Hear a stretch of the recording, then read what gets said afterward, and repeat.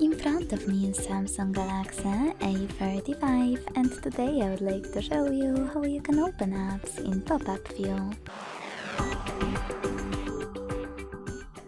Begin by selecting an app to use in this view and launching it in the background. Then you need to tap on the icon of it, select Open in pop-up view and use it in this little window. To resize it, hold one of its corners and drag it. To change placement of it, hold this line at the top and drag it as well. To turn it into a bubble, click on Home button and then access it by clicking on the bubble.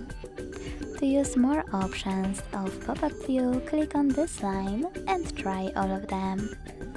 If you want to close your window, just swipe your app in the background.